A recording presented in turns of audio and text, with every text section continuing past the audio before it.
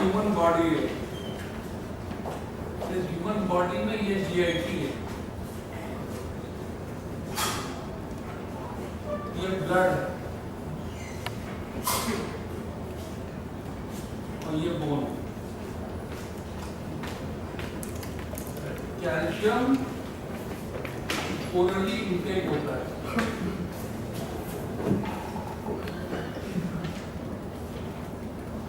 GIT से absorb होता है। कैल्शियम की कहानी बोन में जाता है, इसको मिनरलाइजेशन कहते हैं।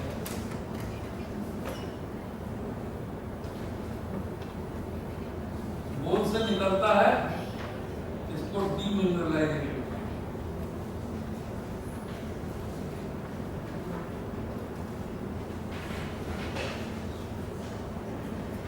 कैल्शियम का किडनी के साथ अपना रिलेशन, किडनी बहुत इंपॉर्टेंट पार्ट प्ले करती है कैल्शियम को रेगुलेट करने, और इस पूरे के पूरे प्रोसेस को 3 लोग इन्फ्लुएंस करते हैं। पैराथार्मोन,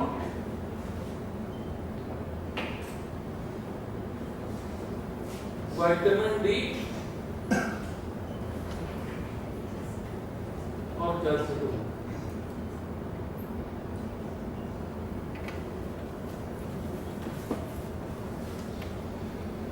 इस साइकिल को मैक्लीन-यूरेस्ट साइकिल कहते हैं।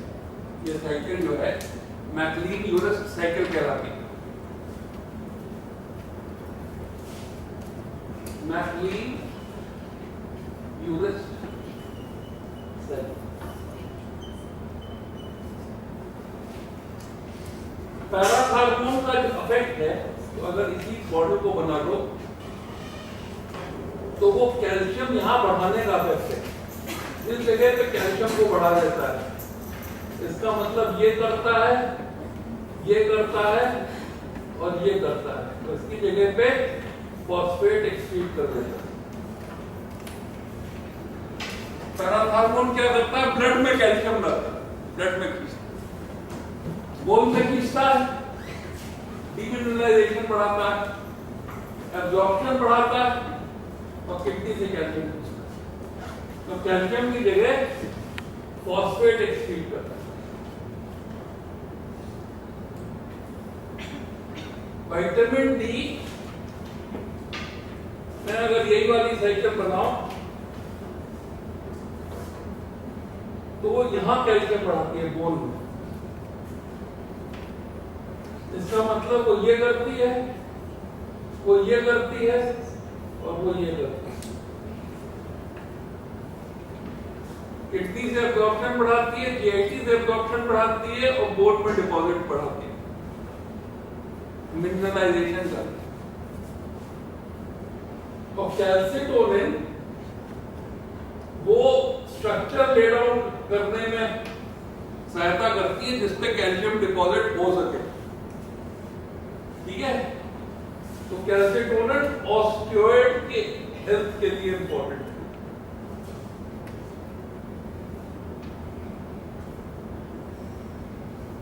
ठीक है, तो अगर हम लोग oral intake, faecal excretion,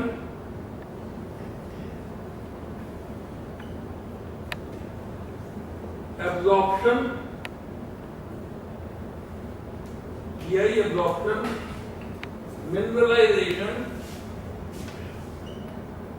demineralisation, calcium and kidney, calcium and blood,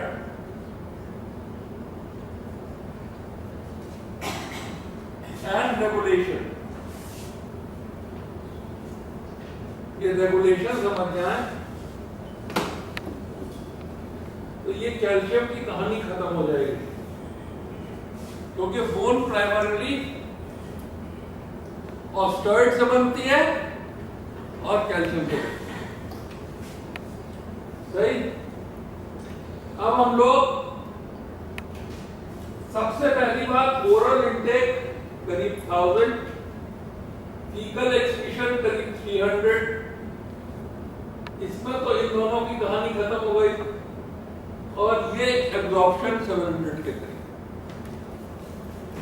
ठीक, अब ये एब्जॉर्प्शन कैसे हो? ये ब्लड है, हम लोग हैं कहां पे? हम लोग जेजुनम में। यहां पे इंटेस्टाइन की ल्यूमन है। ल्यूमन में कैल्शियम है। ये कैल्शियम आयन के रूप में होना चाहिए। अगर ये कैल्शियम आयन के रूप में नहीं है तो ये क्या कहलाएगा? कीलेटेड कहलाएगा। और कीलेटिक एजेंट्स होते हैं, जैसे फाइटेट्स हैं, ये टेट्रासाइक्लिन है, ये कीलेटिक एजेंट्स हैं। अगर ये हैं ह्यूमन में तो कैल्शियम का आयनाइज नहीं होना चाहिए। Another factor that can prevent ionization of calcium is less of acid. एक क्लोरहाइड्रिया। अगर ये भी नहीं है तो कैल्शियम आयोनाइज नहीं होगा। अब ये कैल्शियम जो है ये आयोनिक बैलेंस में होता है। बंद करते हैं।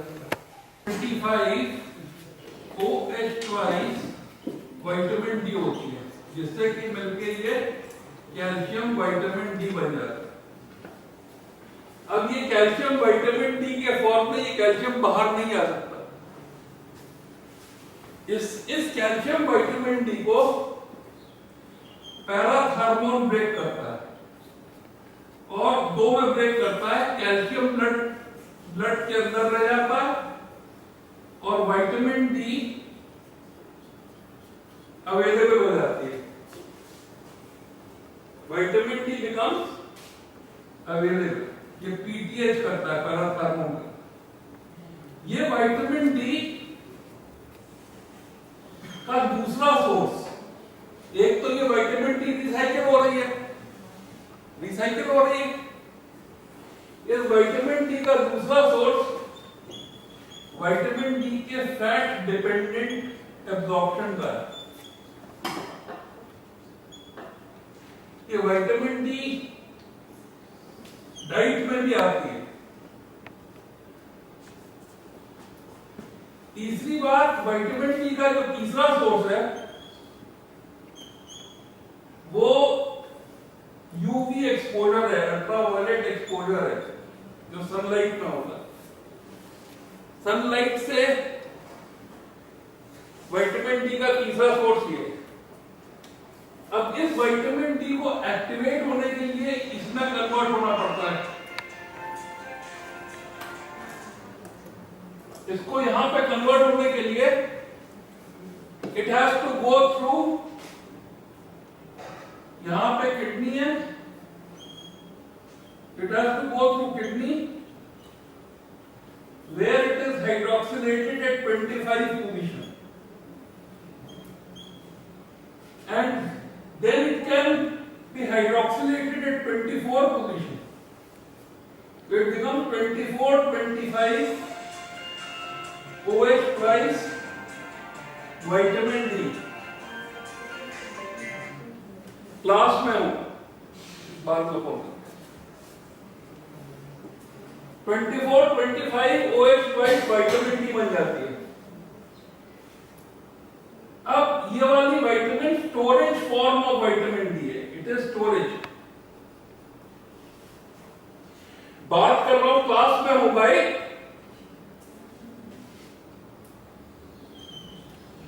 और ये 125, ये 24 वाला जो बॉन्ड है, ये 24 वाला बॉन्ड जंप करके 1 पे आ जाता है, तब ये एक्टिव हो जाती है। तो ये storage form of vitamin D जिनम में स्टोर्ड रहती है, और जब यहाँ पे कैल्शियम सेंस होता है तो 24 बॉन्ड जंप करके 1 पे चला जाता है, and then it becomes active. and it is able to catch that calcium ion. तो ये सेंसिंग होती है यहाँ पे, जैसे ये कैल्शियम आयन आया सेंसिंग होती है, वो फौरन storage form converts it to active form and lets the calcium get absorb. ठीक है, तो ये this is the absorption of calcium, this is absorption of calcium. तो सबसे पहली प्रॉब्लम क्या हो सकती है, कैल्शियम या विटामिन डी का इंटेक घट जाए. सबसे पहली प्रॉब्लम है डाइट, जिसमें कि कैल्शियम या विटामिन डी का इंटेक घट जाए, ओरल इंटेक घट जाए, या कोई कीलेटिंग एजेंट भी साथ ले रहे हो. ठीक है, दूसरा हुआ एब्जॉर्प्टिव, कि ले तो रहे हो पर एब्जॉर्ब नहीं हो रहा. अब एब्जॉर्ब क्यों नहीं होगा? एब्जॉर्ब इसलिए नहीं होगा कि या तो कीलेटिंग एजेंट्स हैं, ठीक है, ये वन हुआ, या एक और हाइड्रिया है,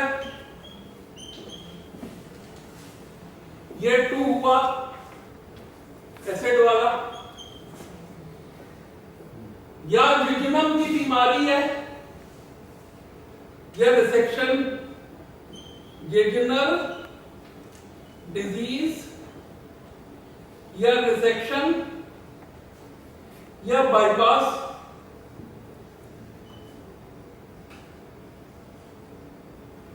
गैस्ट्रो आइलियोस्टोमी कर दी, स्टमक से सीधा खाना कहां गया, आइलियम में गया, बाईपास हो गया.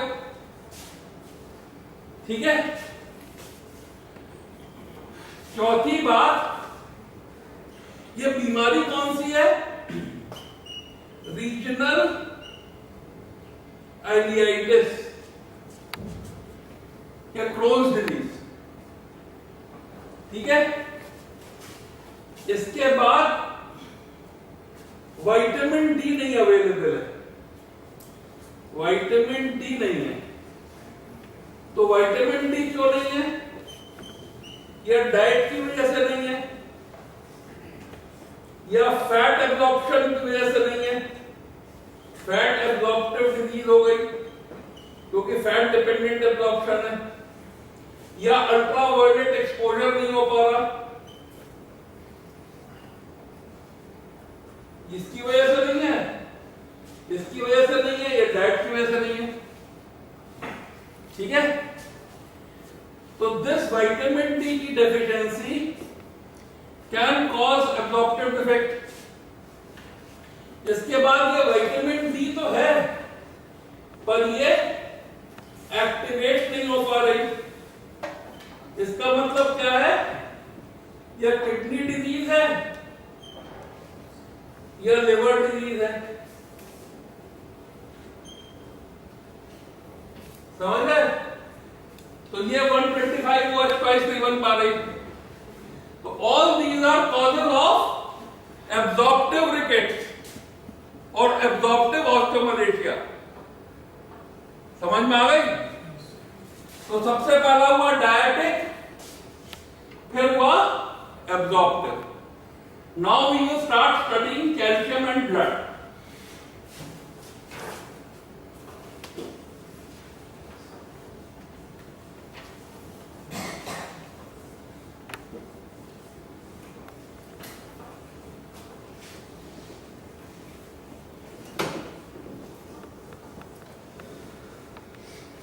कैल्शियम जो है का लेवल ब्लड में 10 होता है, 10, इसमें कि 5 आयोनिक होता है और 5 जो है वो कीलेटेड होता है. बहुत लूज बॉन्ड से प्रोटीन से कीलेटेड होता है, फट से टूट के आयन में कन्वर्ट हो जाता है. तो ये रिजर्व है, ये रिजर्व है. मेन बात है आयोनिक कैल्शियम को मेंटेन करना. ठीक है, और ये आयोनिक कैल्शियम मेंटेन होता है बाई हार्मोन पीटीएच, पैराकार्बोन। और ये पीटीएच का जो फंक्शन बताया है मैंने, वो ये है और ये है, और फॉस्फेट को एक्सक्रीट करता है। ये याद रहेगी ना डायग्राम।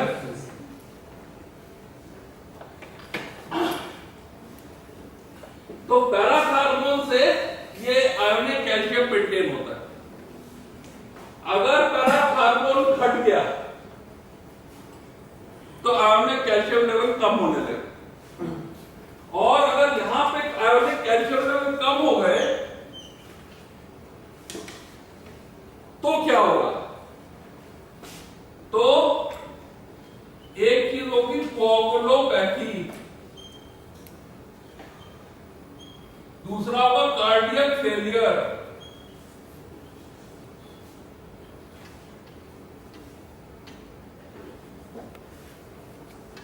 और तीसरा होगा टेटनी। टेटनी में it's hyperspastic and irritable nerves and muscles. तो उसके जो साइंस हैं वो राइसस सार्डोनिकस है, डेविल स्माइल, मरने वाला है तो स्माइल कर रहा। दूसरा, अगर फेशियल नर्व को टिक करो तो उस तरफ की फेशियल नर्व के मसल्स कंट्रैक्ट कर जाएंगे। उस साइन को हम लोग कहते हैं शोवास्टिक साइन। और कार्पोपीडल स्पैज़म है।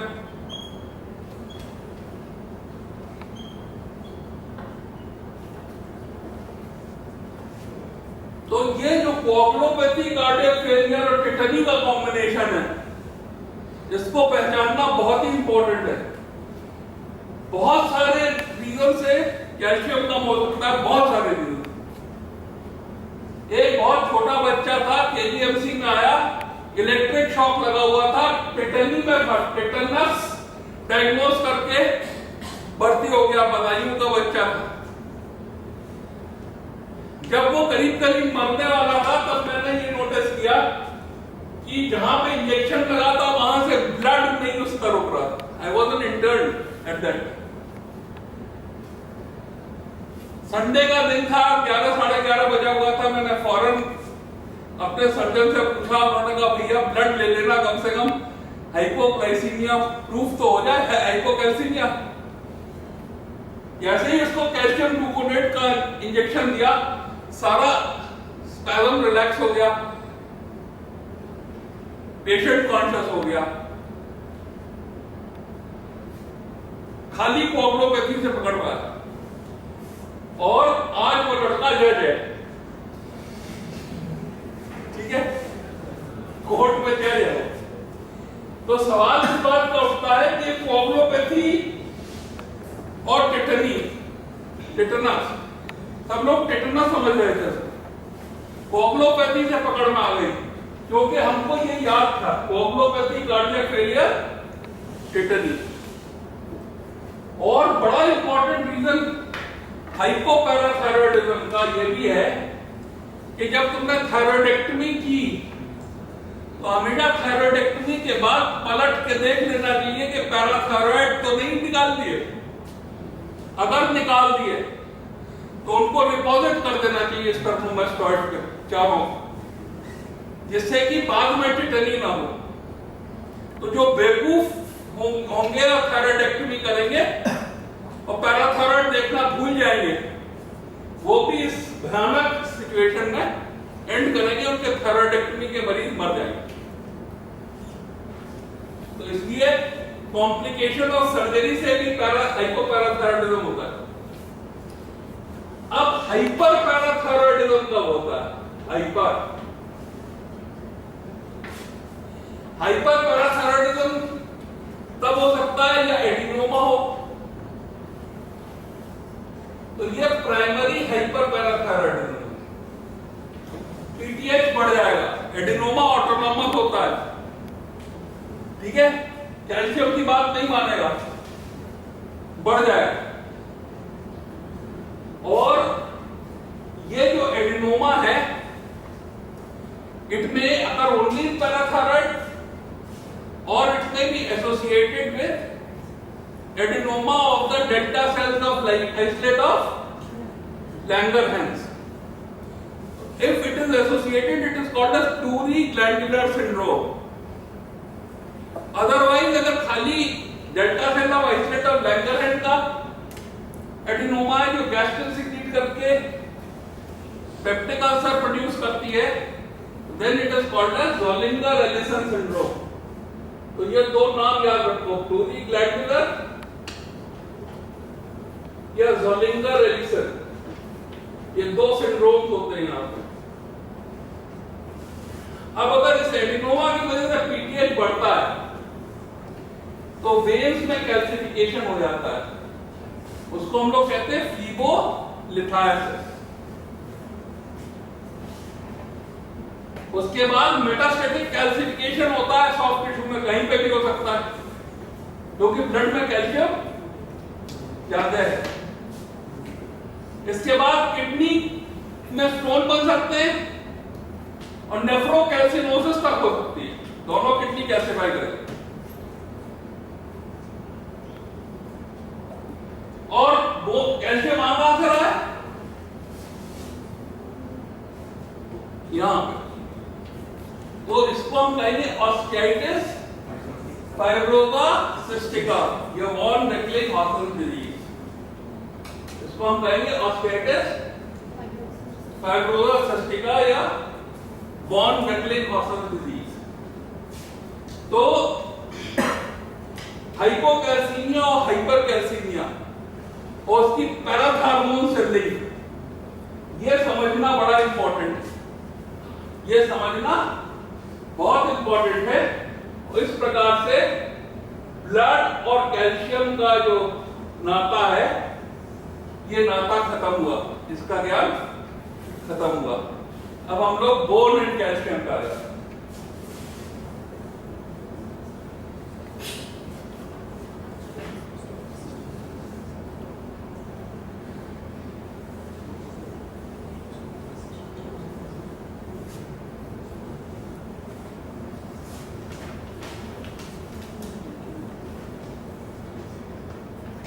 आप सब लोग जितने बने थे दुनिया में और आए हैं, तो ये अमनियोटिक कैविटी थी और इसके नीचे लगा हुआ था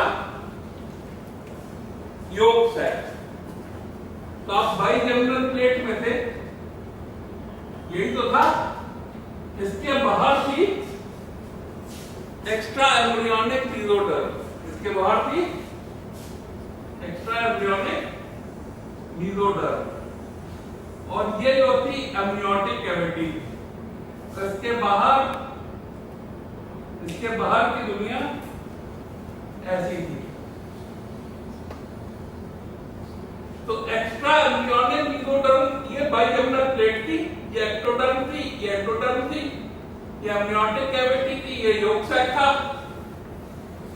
और जो एक्स्ट्रा एम्ब्रियोनिक मीजोडर्म थी वो सोमैटोप्लूरिक और स्प्लैंक्टोप्लूरिक पार्ट में एम्नियोटिक कैविटी से डिवाइडेड थी। इतना याद है, नहीं याद है? याद है? याद है या भूल गए? थैंक गॉड याद है। इसके बाद ये था कि ये जो एक्टोडर्मल कैविटीज थी, खुल जाओ, ये इससे जो है जो होल निकल के एक ट्यूब बन गया था। ये ट्यूब जो था ये न्यूरल ट्यूब था। ये क्या था? Neural tube. और फिर क्या हुआ कि इधर से और इधर से बढ़ के इसने एक पोर्शन ऑफ योग सैक को पकड़ लिया, तो इसकी शेप ऐसी हो गई थी। और यहां पे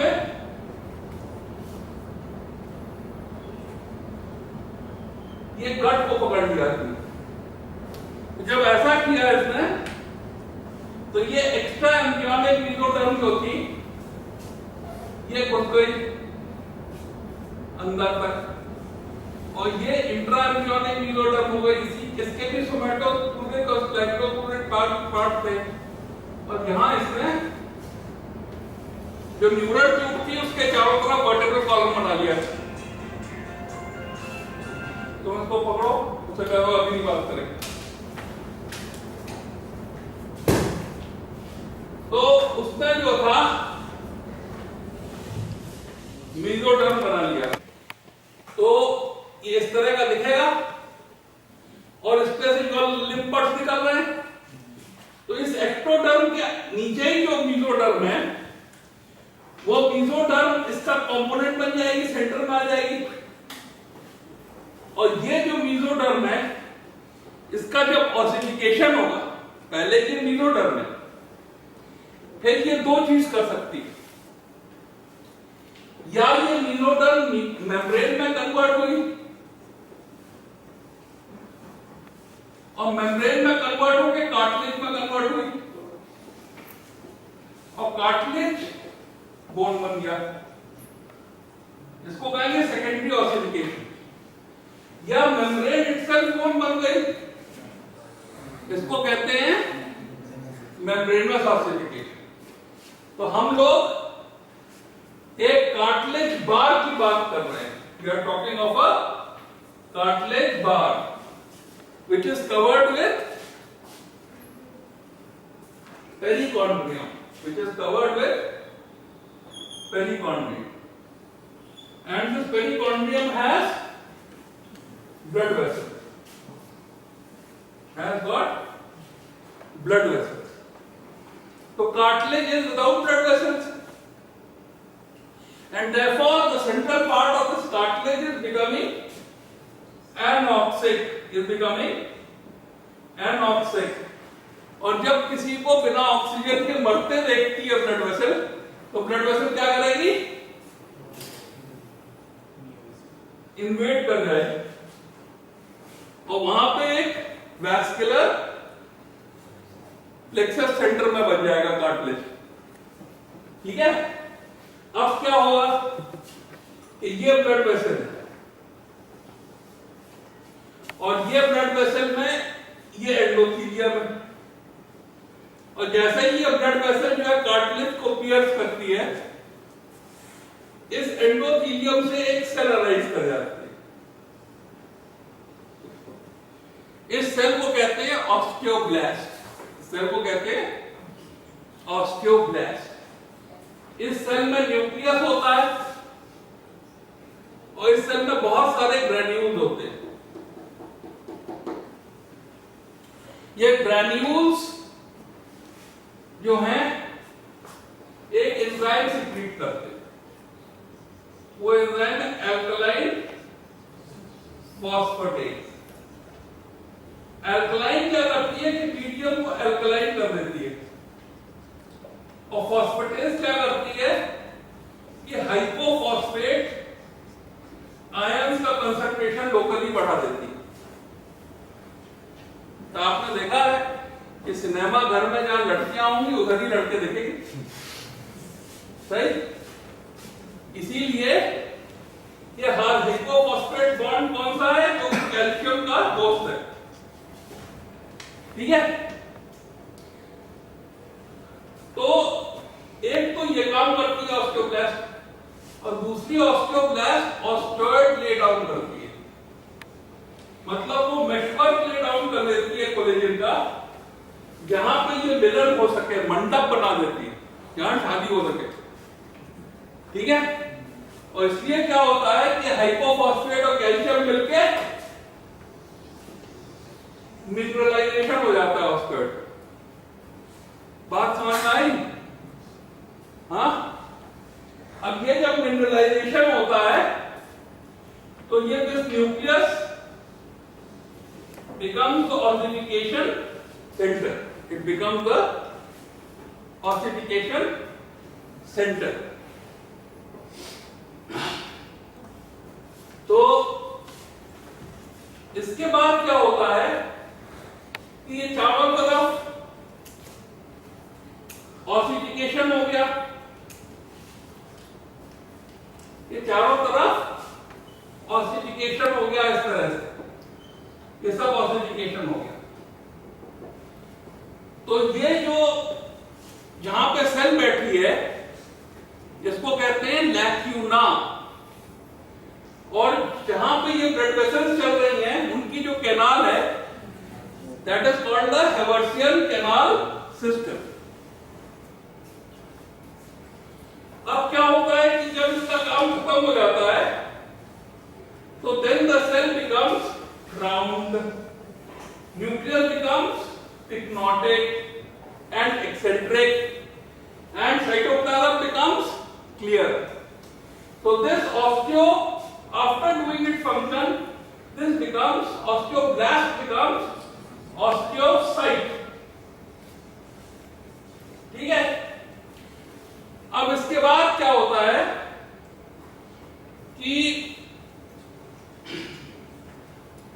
बहुत दिन तक जब ऑस्टियोसाइट जी लेती है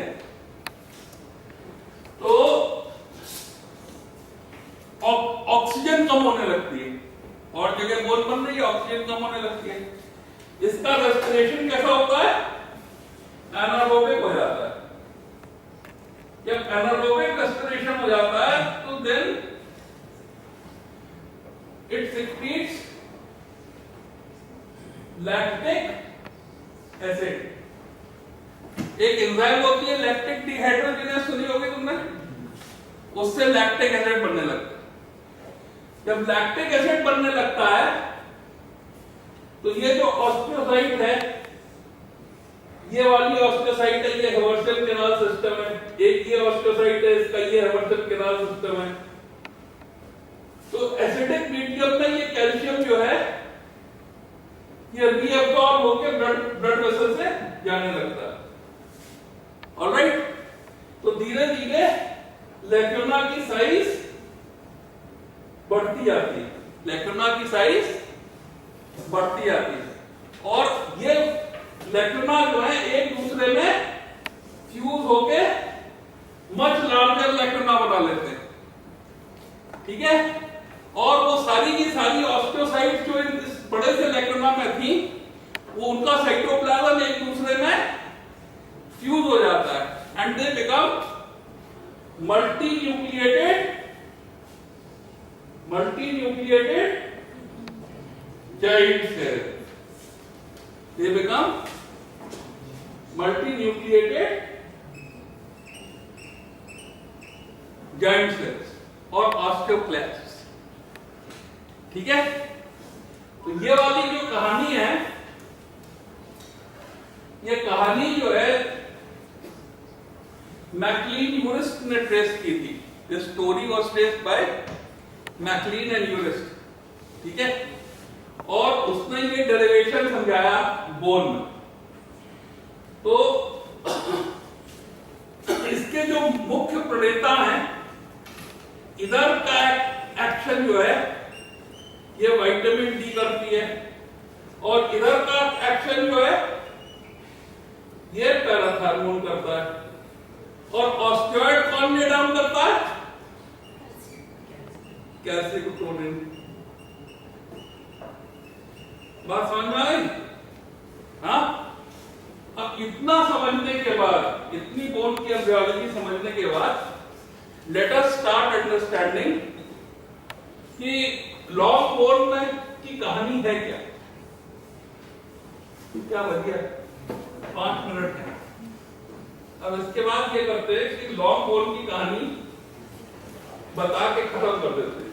ऑलराइट, इससे आगे नहीं चल पाएगा। ओके, तो धीरे धीरे लॉन्ग बोन का जो वो होता है उसमें सेकेंडरी ऑसिफिकेशन होता जाता है, सेंटर बढ़ के ये पूरी बोन बन जाती है। इसके ऊपर जो पेरिकॉन्ड्रियम थी वो आज के दिन पेरिऑस्टियम कहलाती है। क्या कहलाती है? पेरिऑस्टियम। और यहां पे जो एपिफिसिस है इस पे मेम्ब्रेनस ऑसिफिकेशन होता है। ठीक है, तो इधर की तरफ एपिफिसिस बन जाती है तो this is epiphysis, this is metaphysis. इसका भी जो है ज्यादातर मेम्ब्रेनस ऑसिफिकेशन होता है, पर जो मेन बोन है जहां पे कॉर्टेक्स थिक होता है, तो इसका सेकेंडरी ऑसिफिकेशन होता है। तो कार्टिलेज पहले बनता है, कॉन्ट्रिफिकेशन पहले होता है और फिर ऑसिफिकेशन होता है। तो इसको हम लोग कहते हैं डायाफिसिस। ठीक है, ये फाइसिस कहलाती है,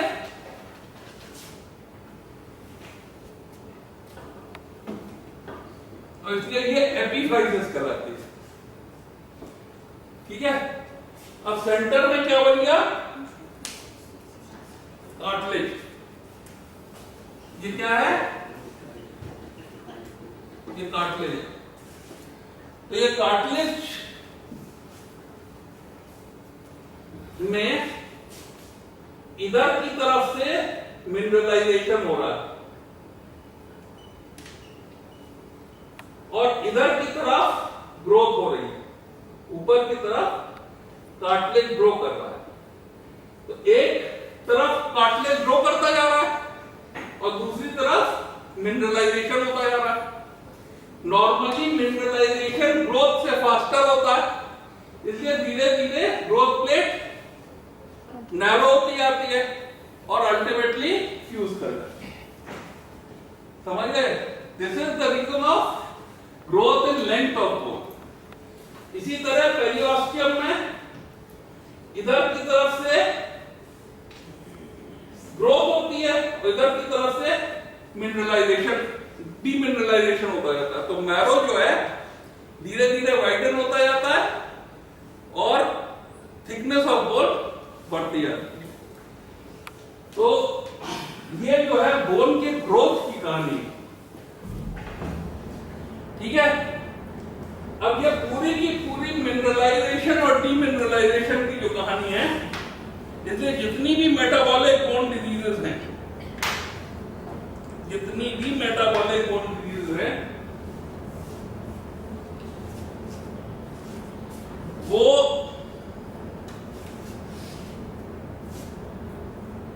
या तो मिनरल कम हो जाए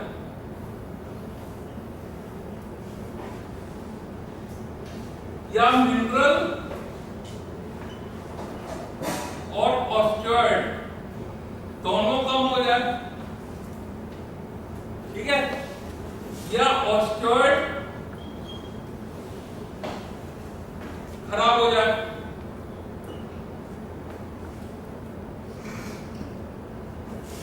और या मिनरल बढ़ जाए। ठीक है, तो मिनरल कम हो जाए, इसको हम लोग कहेंगे, अगर ग्रोथ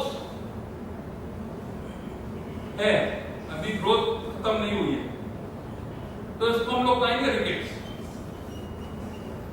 अगर ग्रोथ कंप्लीट हो गई है तो हम इसको कहेंगे ऑस्टियोमैलिस। सही? अगर मिनरल और ऑस्टियोइड दोनों कम हो जाए तो उसको हम लोग कहेंगे ऑस्टियोपोरोसिस। और ऑस्टियोइड की कमी जेनेटिक डिजीज में होती है, जिसको हम कहते हैं ऑस्टियोजेनेसिस इम्परफेक्ट। दूसरा मेटाबॉलिक डिजीज में भी होती है, जिसको हम लोग कहते हैं स्कर्वी, जिसको हम लोग कहते हैं स्कर्वी, जिसमें कि वैस्कुलर ग्रोथ गड़बड़ होती है, उसमें खूब हेमरेजेस होने लगते हैं बोन। ठीक है, तो ब्रॉडली स्पीकिंग एक मिनरलाइजेशन कम हो जाए और आखिर में डीमिनरलाइजेशन बढ़ जाए। ये क्या होगा? इंक्रीज पीटीएच की वजह से होगा। अगर ये प्राइमरी है तो ये कहलाएगा ऑस्टियाइटिस फाइब्रोसिस सिस्टिका, ये वॉर्म रेटलिंग गॉसर्स डिजीज, या हाइपर पैराथायरॉयडिज्म, और कभी कभी पैराथायरॉयड बढ़ता है सेकेंडरी, और सेकेंडरी बढ़ता है बिकॉज ऑफ किडनी प्रॉब्लम। अब किडनी से पैराथायरॉयड कैसे बढ़ता है और बोन में क्या होता है, इसकी जल्दी से कहानी सुना देते हैं, and that is it today. ठीक है, इतना ही पढ़ाऊंगा, इससे ज्यादा पढ़ाई नहीं सकता। पेड़ों को राखी बांधनी, ठीक है। तो glomerulus general globular filtration rate घट गई, GFR घट गई। जब GFR घट गई तो फॉस्फेट क्लियरेंस घट गई, इसलिए ब्लड में फॉस्फेट बढ़ गया। जब ब्लड में फॉस्फेट बढ़ गया तो फॉस्फेट किसका दोस्त है, कैल्शियम का, तो ब्लड में आयोनिक कैल्शियम कम हो गया।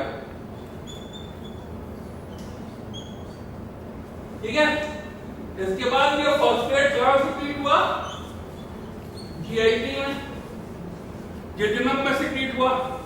वहां इसने क्या किया, कीरेट कर दिया कैल्शियम को, तो कैल्शियम एब्जॉर्प्शन घट गया, तो टोटल कैल्शियम भी घट गया। तो जब आयोनिक कैल्शियम, टोटल कैल्शियम घटने लगा तो उसका प्रहरी कौन है, पैराथायरॉयड। तो पैराथायरॉयड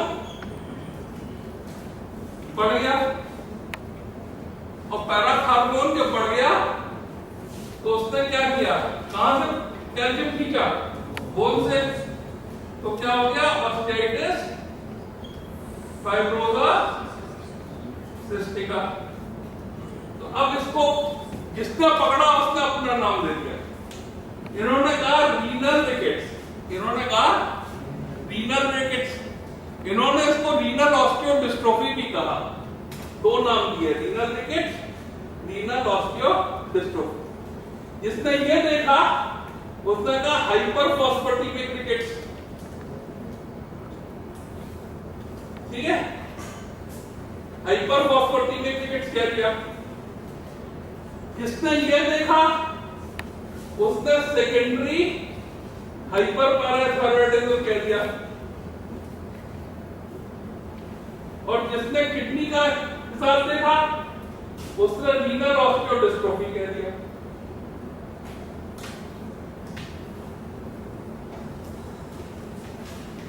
आपको बात समझ में आ गई?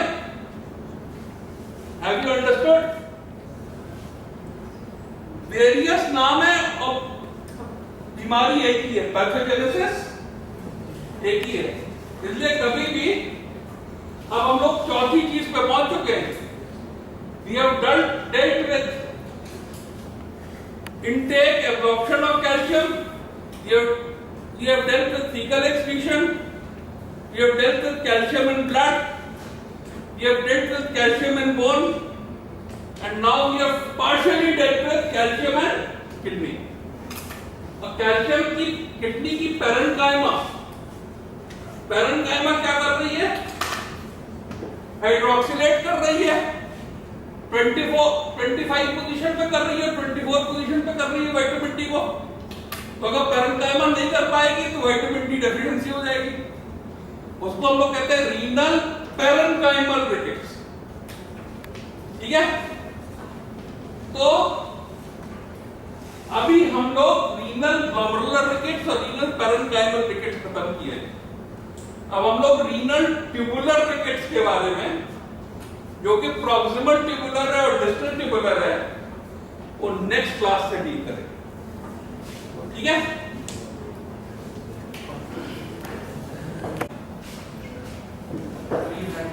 साइकिल बनाए थे,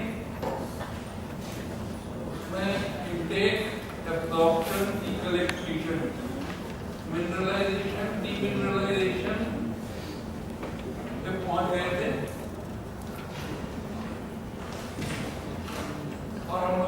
के अलावा कैल्शियम एंड ब्लड पढ़ लिया था, कैल्शियम एंड बोन थोड़ा बहुत पढ़ लिया था। अब हम कैल्शियम एंड किडनी पढ़ रहे हैं।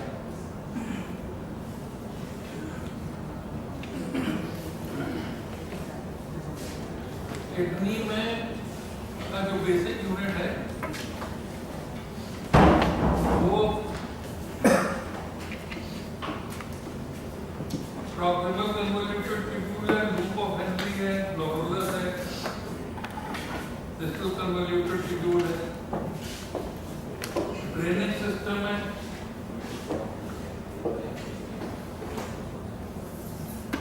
और पैरेंकाइम।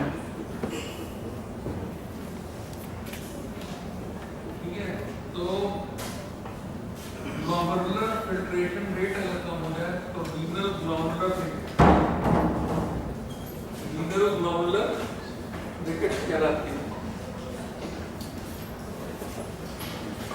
हम लोग जो है वो कैल्शियम मेटाबॉलिज्म के बारे में बता रहे थे ऑर्थोपेडिक्स में। तो ऑर्थोपेडिक्स वाले मेडिसिन इसकी कैसे समझते हैं उस पर चर्चा चल रही है। ये मैक्लीन-यूरिस साइकिल थी, इसमें ये गट थी, ये ब्लड था, ये बोन थी और ये किडनी थी। इसको इंटेक कहते हैं, इसको एब्जॉर्प्शन कहते हैं, इसको फीकल एक्सक्रीशन कहते हैं, इसको मिनरलाइजेशन कहते हैं, इसको डीमिनरलाइजेशन कहते हैं। और कैल्शियम का ब्लड से क्या रिलेशन है, बोन से क्या रिलेशन है, किडनी से क्या रिलेशन है। इसके जो 3 डिटर्मिनेंट्स हैं ये पैराथार्मोन, विटामिन डी और कैल्शियम, इनके हम लोगों ने बारे में बात करी थी थोड़ी। आज जो है हम लोग किडनी के बारे में बात करने को तैयार हैं। और किडनी के बारे में बात करने से ग्लोमेरुलर फिल्ट्रेशन रेट या जब गड़बड़ हो गया तो इसको हम लोग रीनल ग्लोमेरुलर रिकेट्स कहते हैं। तो इसका जो पहला इफेक्ट है यदि GFR कम होता है तो फॉस्फेट का एक्सक्रीशन कम हो जाता है। इसका मतलब ब्लड में फॉस्फेट बढ़ जाता है। जब ब्लड में फॉस्फेट बढ़ जाता है तो ये कैल्शियम को कीलेट कर लेता है, इसलिए आयोनिक कैल्शियम कम हो जाता है। इसके अलावा ये कैल्शियम सिक्रीट होता है इंटेस्टाइन में। इंटेस्टाइन के ल्यूमन में ये कैल्शियम आयन को कीलेट कर लेता है, इसलिए कैल्शियम का रीएब्जॉर्प्शन कम हो जाता है। और ये एब्जॉर्प्शन कम होने की वजह से टोटल कैल्शियम कम है। टोटल कैल्शियम कम होने की और आयनिक कैल्शियम कम होने की वजह से पैराथार्मोन में क्लियर सेल हाइपरप्लेजिया होता है और इससे पीटीएच सिक्रीशन बढ़ जाता है। पीटीएच पैराथार्मोन के सिक्रीशन की वजह से जो अफेक्ट होता है वो इस मैक्लीन-यूरिस साइकिल में ब्लड में बढ़ाने का अफेक्ट होता है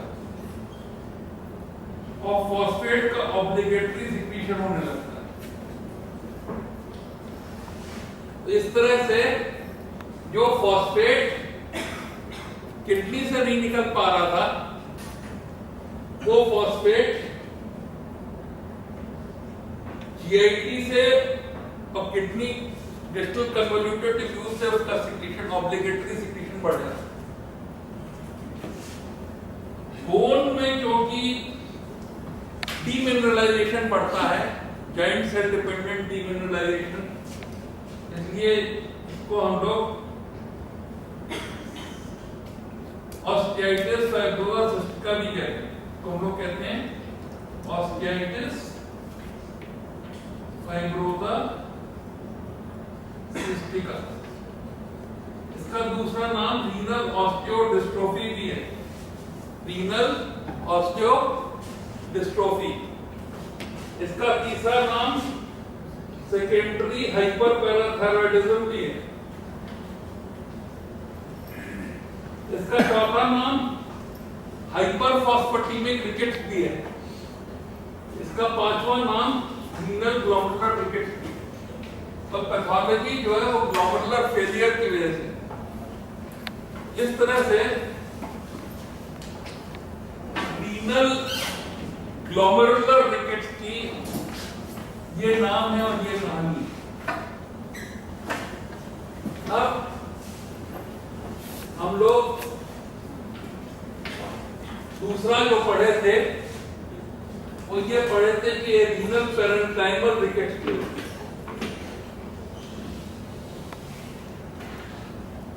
पेरेन्काइमा का काम है विटामिन डी को 24 और 25 पोजीशन में हाइड्रोक्सिलेट कर देना, हाइड्रोक्सिल बॉन्ड जोड़ देना। तो ये storage form of vitamin D. जब सेल के अंदर कैल्शियम आता है तो ये 24 का OH जंप करके 1 पे पहुंच जाता है, तो 125 OH विटामिन डी हो जाती है, जो कैल्शियम को सेल के अंदर बाइंड कर देती है, उसका वापस ह्यूमन में रोक देती है और कैल्शियम एब्जॉर्प्शन में हेल्प करती है। तो जब पेरेन्काइमल फेलियर है तो storage form of vitamin D कम हो जाएगा।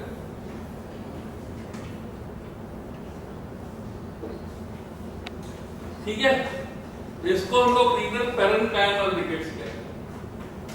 अब हम लोग तीसरी चीज स्टडी करना शुरू करते हैं, renal tubular rickets, RTR, renal tubular.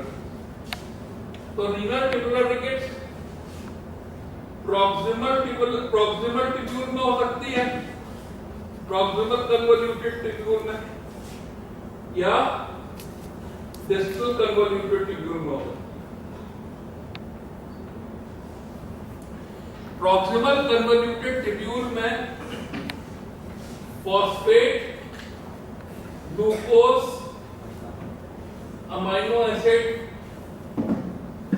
का एब्जॉर्प्शन होता है। तो अगर खाली फॉस्फेट का एब्जॉर्प्शन अफेक्टेड है तो रिकेट्स कहलाएगी हाइपोफॉस्फेटीमिक। यहां पे जब ग्लोमेरुलर सेल हो रहा था तो हाइपरफॉस्फेटीमिक थी, यहां पे हाइपोफॉस्फेटीमिक हो जाएगी। अगर फॉस्फेट और ग्लूकोज का लॉस हो रहा होगा तो कहलाएगी फॉस्फेट डायबिटीज। अगर फॉस्फेट, ग्लूकोज और अमाइनो एसिड का लॉस हो रहा होगा तो कहलाएगी प्रॉक्सिमल फैनकोनी सिंड्रोम।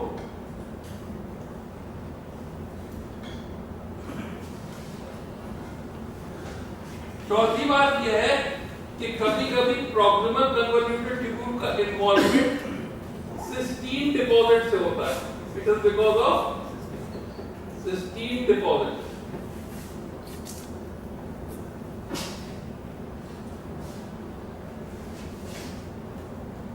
तो इस सिस्टीन डिपॉजिट की वजह से जो प्रॉक्सिमल कन्वोल्यूटेड ट्यूब्यूल है वो स्वैन नेक की तरह दिखता है, रिजिड हो जाता है। तो swan neck appearance of PCT होती है, प्रॉक्सिमल कन्वोल्यूटेड ट्यूब्यूल होती है, अगर रीनल बायोप्सी करो तो इसको हम लोग कहते हैं लिग्नैक फैनकोनी सिंड्रोम। तो इस तरह से प्रॉक्सिमल कन्वोल्यूटेड ट्यूब्यूल का इन्वॉल्वमेंट से रिकेट्स इन चार तरह से हो। अब हम लोग आते हैं डिस्टल कन्वॉल्यूटेड ट्यूब्यूल। अगर ये डिस्टल कन्वॉल्यूटेड ट्यूब्यूल है कि सेल है, इधर ह्यूमन है, तो डिस्टल कन्वॉल्यूटेड ट्यूब्यूल की सेल में CO2 plus H2O converts into H2CO3. ये होता है by an enzyme which is called as carbonic anhydrase. ये जो है दो में ब्रेक हो जाता है, एक H आयन और एक HCO3। H आयन बाहर जाता है और इसकी जगह पे सोडियम, पोटेशियम, कैल्शियम और वाटर अंदर आते हैं इसके एक्सचेंज में। चारों आयन, सोडियम के साथ साथ वाटर अंदर आता है ऑस्मोटिक वजह से। पर ये तीनों एनायन हैं H की वजह से रिप्लेस होते हैं। तो जब डिस्टल कन्वॉल्यूटेड ट्यूब्यूल का फेलियर होता है तो ये मैकेनिज्म रिपीट हो जाता है। इसलिए क्या होता है, पहली बार H आयन बाहर जाने से रुक जाता है, इसकी वजह से एसिडोसिस होती है, इसकी वजह से एसिडोसिस होगी, इसकी वजह से हाइपोनेट्रीमिया होगा, इसकी वजह से हाइपोकैलेमिया होगा, इसकी वजह से हाइपोकैल्सीमिया होगा और इसकी वजह से डिहाइड्रेशन। तो डिस्टल कन्वॉल्यूटेड ट्यूब्यूल की रिकेट्स के ये फीचर्स हैं,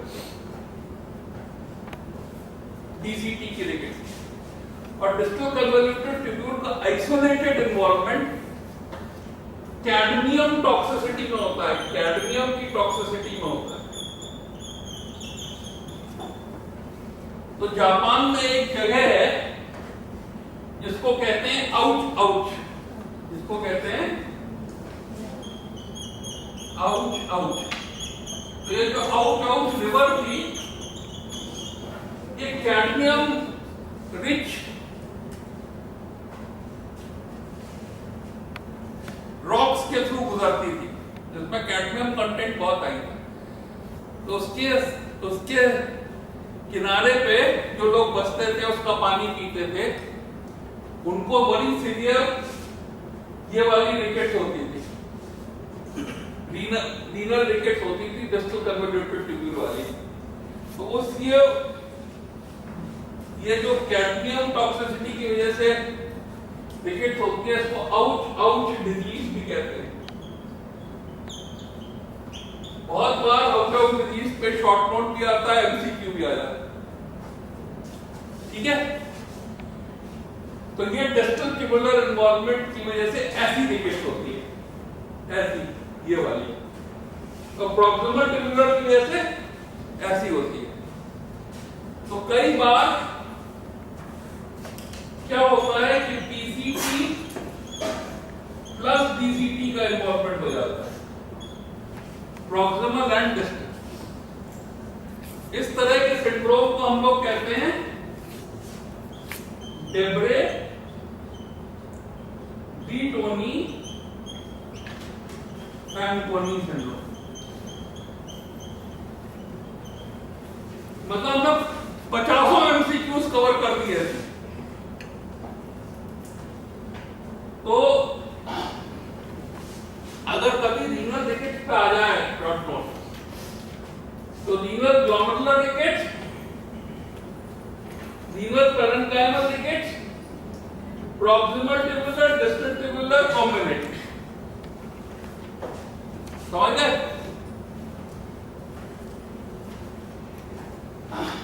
इस तरह से रीनल रिकेट्स की कहानी खत्म होती है, ठीक है।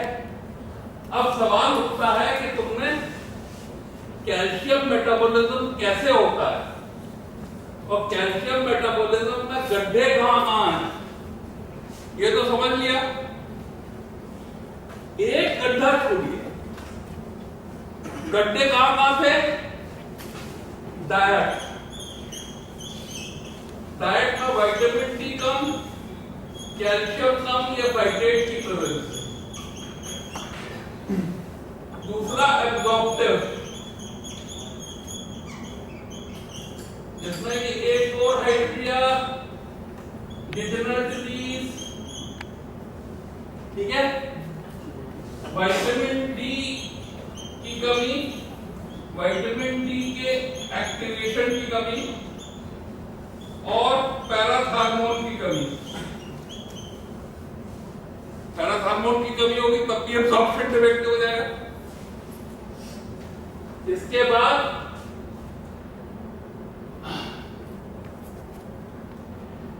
हम लोग जो है वो एक एंजाइम को स्टडी किए थे, alkaline phosphatase,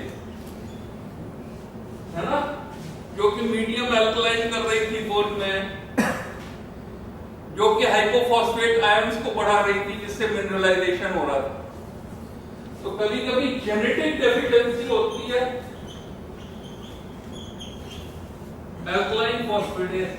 This is the only rickets which is also called as hypophosphatasia, alkaline phosphatase की deficiency, जिसमें कि alkaline phosphatase कम हो जाती है, बाकी सब में alkaline phosphatase बढ़ जाती है।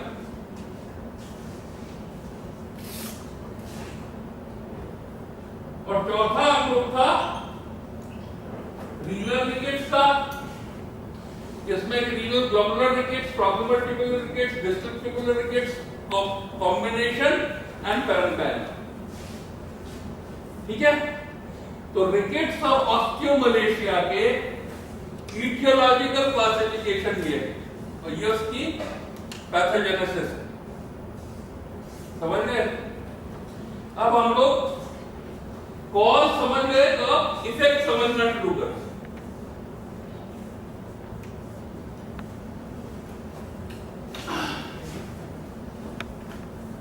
हम लोगों ने ये कहा कि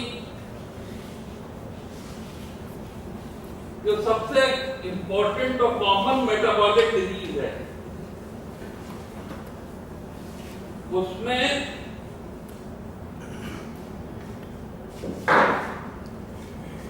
बोन का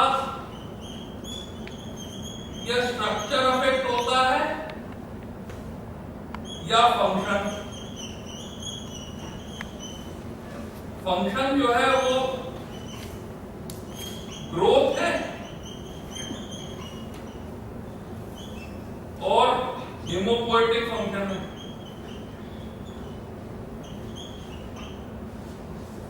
स्ट्रक्चर के दो कंपोनेंट्स हैं, ऑस्टियोइड या मिनरल हाइपोफॉस्फेट। ऑस्टियोइड की वजह से टेंसाइल स्ट्रेंथ आती है,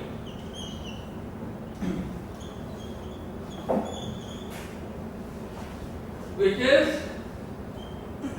bends but does not break। समझे? बेंड कर जाएगी तो ब्रेक नहीं करेगी। जो इस रूफ में आयरन की रॉड्स पड़ती हैं वो इसलिए पड़ती हैं और मिनरल की वजह से कॉम्प्रेशनल स्ट्रेंथ आती है, which means does not bend। जो चौक होती है वो टूट जाती है, बेंड नहीं कर पाती। तो बोन में ऑस्टियोइड और मिनरल की वजह से टेंसाइल और कॉम्प्रेशनल स्ट्रेंथ आती है। ऑस्टियोइड की बीमारी जो है वो एक तो कैल्सिटोनिन की डेफिशिएंसी है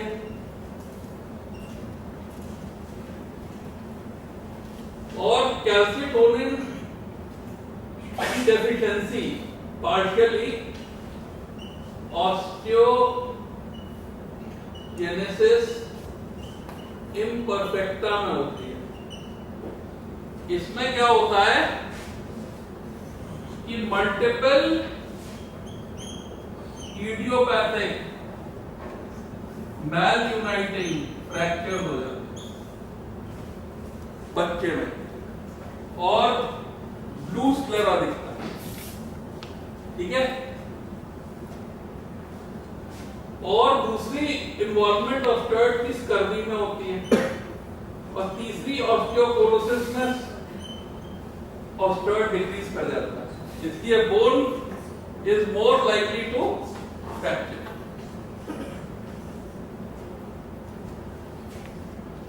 मिनरल की डेफिशिएंसी दो रीजन से होता है। या मिनरलाइजेशन घट जाए या डीमिनरलाइजेशन बढ़ जाए।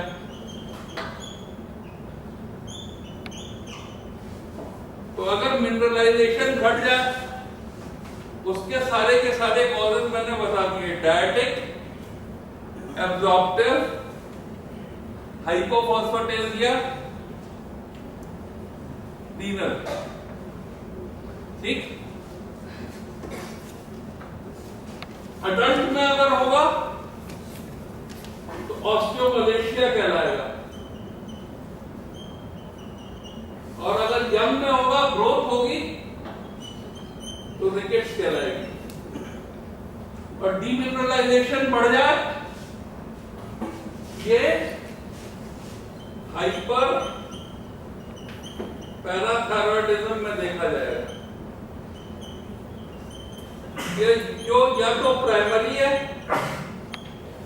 और या रीनल डिजीज के सेकेंडरी है। सेकेंडरी जो है रीनल मकुलर रिकेट्स में होता है।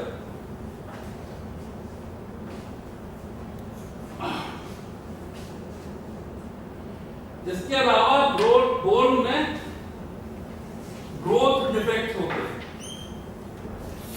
और बोन का हेमोपोएटिक सिस्टम इफेक्ट हो सकता है, जिसको मैरो सप्रेशन या मैरो डिप्रेशन कहते हैं, या एक्सेलरेट हो सकता है, जो कि हेमाटोलॉजी की इशू है, जो कि हम लोग इससे कन्नी काट लेंगे, इससे हम पूरी कन्नी काट लेंगे।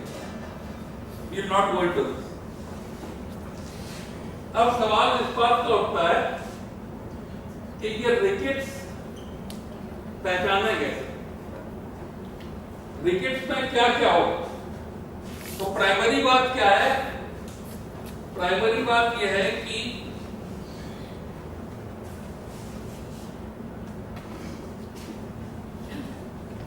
बोन की टेंसाइल स्ट्रेंथ कम हो गई, इसलिए बोन क्या करेगी? बेंड करेगी। तो यहां से शुरू हो जाओ, स्पाइन पे आ जाओ, लिम्स पे आ जाओ और पेल्विस पे आ जाओ।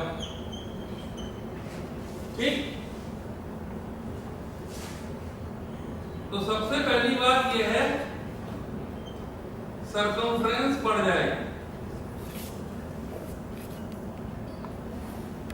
बोन सॉफ्ट है ना, स्पॉन्टेनियसली क्लोज नहीं करेगा।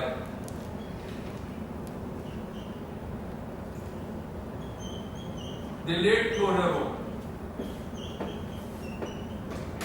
एंटी स्पॉन्टेनियसली क्लोज नहीं करेगा।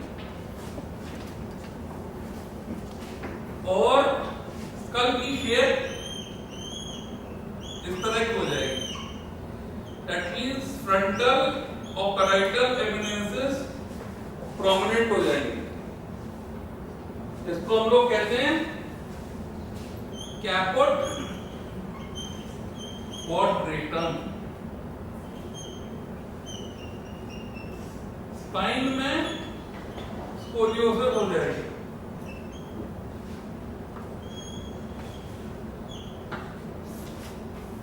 रिस्ट में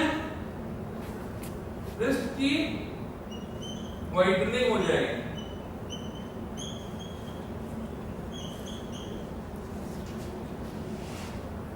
जो तुम्हारी ये जो कोस्टोकॉन्ड्रल जंक्शन है, हाँ, ये सब की प्रोमिनेंस हो जाएगी। इसको हम लोग कहते हैं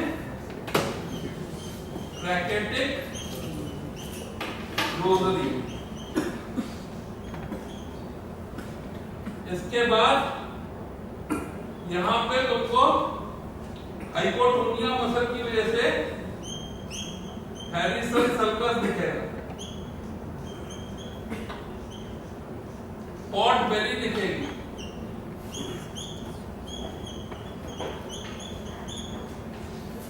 पेल्विस पे आ जाओ,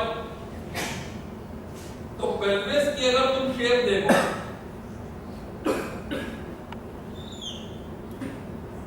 तो सैक्रल प्रोमोन्ट्री ज्यादा प्रोमिनेंट हो जाएगी, एसेटोबुलम अंदर बल्ज कर जाएगा और प्यूबिस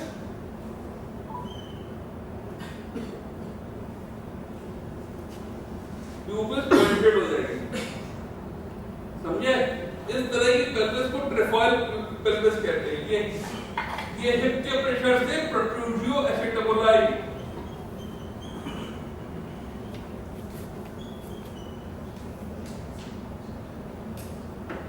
ये सैक्रल बेंडिंग, ये प्यूबिस की बीकिंग।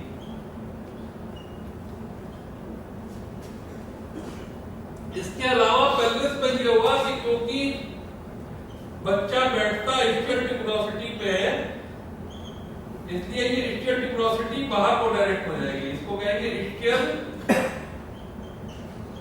स्प्लेन। ठीक है? इसके अलावा अगर ये पेल्विस है और ये हिप है तो यहां पे कॉक्सा वैला हो जाएगा, नी में जीनू वेलकम हो जाएगा,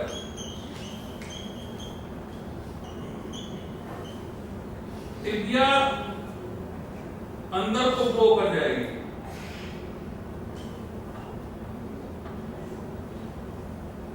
और फुट में वेलगस हो जाएगा और फ्लैट फुट हो जाएगा।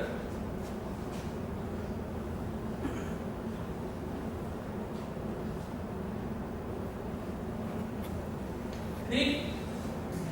तो सारे के सारे फीचर्स क्यों हैं? क्योंकि बोन की टेंसाइल स्ट्रेंथ, सॉरी कॉम्प्रेशनल स्ट्रेंथ कम हो गई, मिनरल नहीं है। बोन की कॉम्प्रेशनल स्ट्रेंथ कम हो गई, देयर इज नो मिनरल, इसलिए ये सारी की सारी बोन सॉफ्ट है, बेंड हो रही। ठीक है? अब इसके अलावा एक बड़ी इंपॉर्टेंट चीज है, इस पर्टिकुलर पेशेंट में तुम लोग एक्सरे रिस्ट का कराओगे।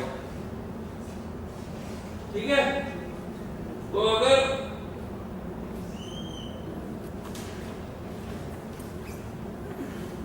ये रिस्ट का एक्सरे मान लो, है ना, रेडियल देख रही है, रेडियल का लोअर एंड, तो ये ग्रोथ प्लेट है। तो ग्रोथ प्लेट और ग्रोथ इसके बीच में, मेटाफिजिक्स के बीच में एक होती है जोन ऑफ प्रोविजनल कैल्सिफिकेशन, मतलब एक व्हाइट कलर की लाइन होती है एक्सरे, तो ये zone of provisional calcification absent हो जाए। इसके बाद कपिंग हो जाएगी, मेटाफिजिक्स की कपिंग हो जाएगी और स्प्लेइंग हो जाएगी। ये जो इसका विड्थ इंक्रीज है इसको कहते हैं स्प्लेइंग, इट इज कॉल्ड एज स्प्लेइंग। और कपिंग, और इसका जो बॉर्डर है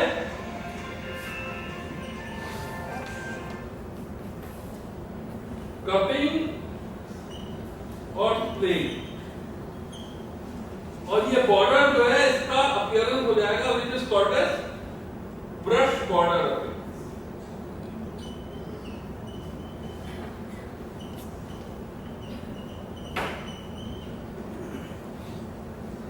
अगर इसका ब्लड एग्जामिनेशन करो तो कैल्शियम और फॉस्फेट और एल्कलाइन फॉस्फेटेज, तीन चीज समझोगे। तो अगर एल्कलाइन फॉस्फेटेज लोअर है तो हाइपोफॉस्फेटेजिक रिकेट्स है, अगर बढ़ी हुई है तो सभी में बढ़ जाएगी, ठीक है। अगर फॉस्फेट बढ़ा हुआ है तो रीनल ग्लोमेरुलर रिकेट्स है, और वैसे फॉस्फेट हर एक में कम हो जाएगा। तो ब्लड इन्वेस्टिगेशंस की ये इंडिकेशन है। अगर हम लोग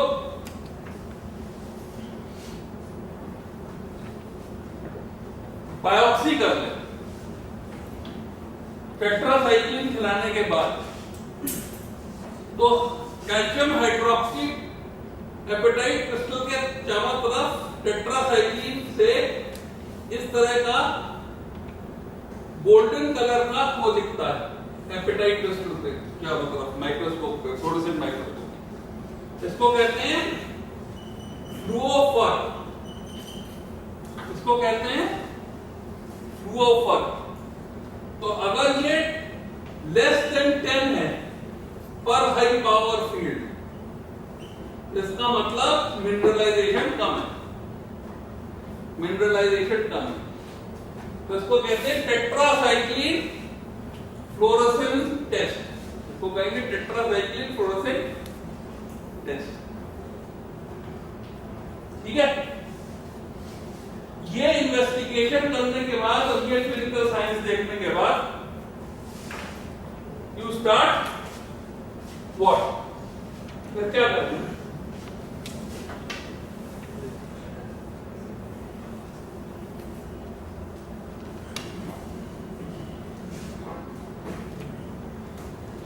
फिर क्या करते हैं कि you start giving them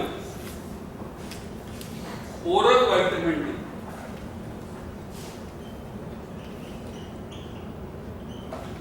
Normal requirement is 400. You give them 6 lakh fortnightly 3 times. Packet 6 lakh का fortnightly 3 times देते। And you are looking for zone of provisional calcification in the X-ray. अगर ZPC अपीयर हो जाए then you continue that treatment, otherwise you investigate for absorptive rickets or renal rickets. How would you differentiate? You will give injectable vitamin D. अगर injectable vitamin D से correct हो गई, इसका मतलब absorptive rickets थी, है ना। अगर करेक्ट हो गई तो एब्जॉर्प्टिव थी, और एब्जॉर्प्टिव का कॉज इन्वेस्टिगेट करके ट्रीट करो, डिटेक्ट कॉज एंड ट्रीट,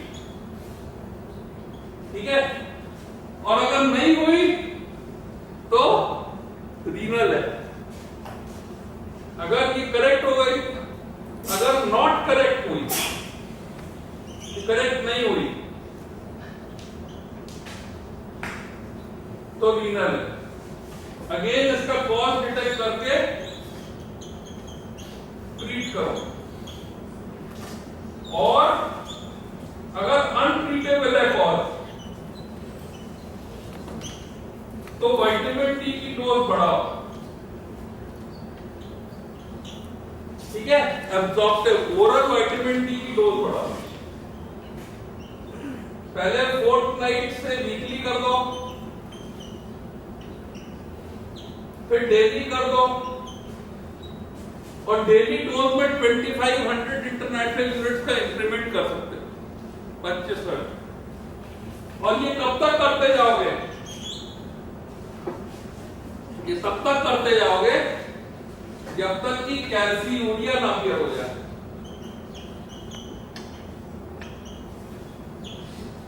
कैल्सियूरिया जो अपेयर होता है, तो यूरिन में कैल्शियम देखने का क्लिनिकल टेस्ट जो है उसको सल्फोविच टेस्ट कहते हैं,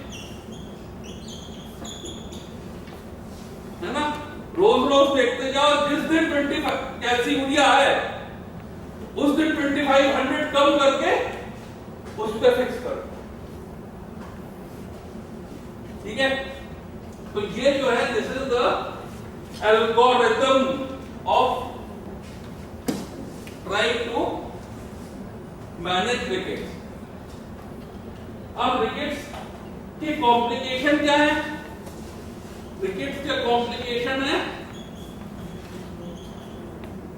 डिफॉर्मिटी। तो डिफॉर्मिटी का मैनेजमेंट, अगर बोन सॉफ्ट है इसका मतलब मिनरलाइजेशन कम है, इसका मतलब इस ट्रीटमेंट से पहले करेक्टिव प्लास्टर दे सकते हैं। प्लास्टर देने से सही हो जाएगी, सॉफ्ट है सीधी हो जाएगी, बोन चाहे जॉइंट। और अगर रिजिड हो गई, हमारे पास देर में आई, तो अगर फंक्शनल है मतलब उसको ज्यादा प्रॉब्लम नहीं है, तो then you will leave it alone। अगर प्रॉब्लम है तो तुम्हें करना पड़ेगा करेक्टिव ऑस्टियोटमी या आर्थ्रोडिसिस।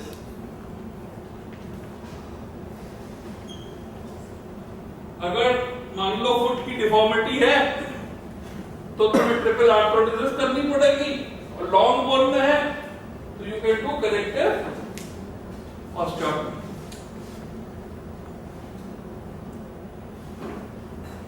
इस तरह से एक बहुत बड़ी मेजर एरिया जो है वो कंप्लीट हुआ, और इसमें हमने रीनल रिकेट्स पढ़ा के खत्म कर दिया। पर ऑफ कोर्स बाकी किसी भी चीज पे शॉर्ट नोट आ सकते हैं, एमसीक्यू आ सकते हैं, और जितना उनमें तुमने समझ लिया है बेसिकली उतना समझना काफी है। पर एक बार जाके जो उस बच्चे के स्लाइड्स थे, जो सीनियर रेजिडेंट के स्लाइड्स थे, उनको पूरा देख के इन नोट्स को सब्सटेंशिएट और उन पे ऐड, डिट्रैक्ट, मॉडिफाई कर लेना जो हमने बोले, ठीक है। तो इससे तुम्हारा जो ज्ञान है वो रिकेट ऑस्टियोमैलेशिया का कंप्लीट हो जाएगा, और ये सहायता तुम्हें 3 स्पेशलिटीज में करेगा, पीडियाट्रिक्स, मेडिसिन एंड ऑर्थोपेडिक्स, ठीक है। इतना अगर तुम ऑर्थोपेडिक्स में मिल गया रिकेट ऑस्टियोमैलेशिया का केस, और तुमने एग्जामिनर को इतना घुमा दिया तो वो कहने लगेगा एमबीबीएस को एमएस दे देनी चाहिए, ठीक है। ऑलराइट। तो metabolic bone diseases instead of being your weak point have now become your strong point.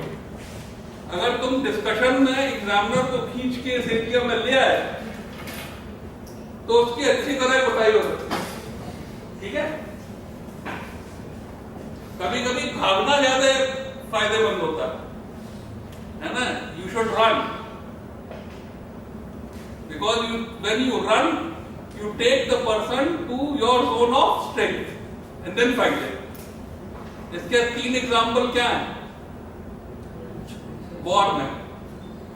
सबसे पहले तो जब काले वन की सेना हमला कर रही थी मथुरा पे, तो कृष्ण भाग के उन गुफा में पहुंच गए जहां पे वो सो रहा था, मुखचंद जो था, उसके ऊपर अपना उन्होंने वो डाल दिया। तो ये तो भारी आदमी था कालेवन, बुड्ढा भी था, खूब इसका कवच वगैरह पहन रखे थे, घोड़ा पहाड़ चढ़ नहीं सकता था, सेना इसकी पीछे रह गई थी। तो किसी तरह हाँपता हाँपता दौड़ता दौड़ता कृष्ण को पीछा करता करता वहां पहुंचा था। और सबसे पहले उसने ये समझा गुफा में घुसते ही कि यहाँ ये बदमाश जो है बैठा है, गुस्से में तो पहले ही था।